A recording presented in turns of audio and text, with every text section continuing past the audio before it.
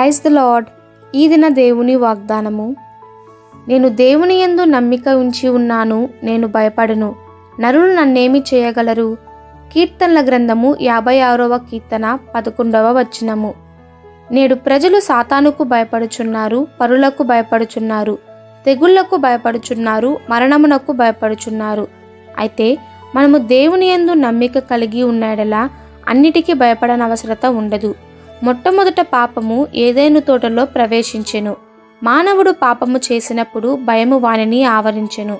దేవుని ఎదుట నిలుచుటకు అనర్హుడైన భావము కలిగెను. నేను తోటలో నీ స్వరము విన్నప్పుడు దిగంబరిగా ఉంటిని గనుక భయపడి దాగుకొంటిని అని ఆదాము చెప్పెను. ఇది పాపం వలన వచ్చిన భయము. అయితే మన పాపము కడుగబడినప్పుడు, క్రీస్తు రక్తం మనలను శుద్ధీకరించినప్పుడు మన మనస్సాక్షి నిర్మలమగుచున్నది.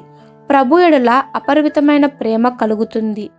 అరమతాయి వాడైన యెహోను దేవునికి రహస్య శిష్యుడు.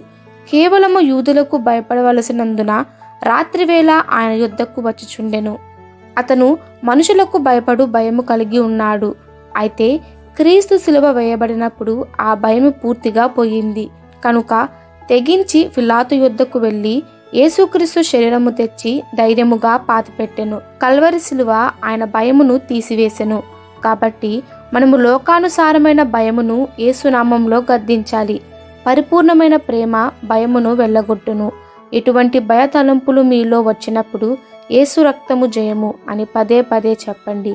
మీ భయము తొలగును. ఈ దిన దేవుని వాగ్దానము మనందరి జీవితంలో నెరవేరులాగున ప్రభు కృప మనకి తోడై ఉండునుగాక. ఆమెన్. God bless you.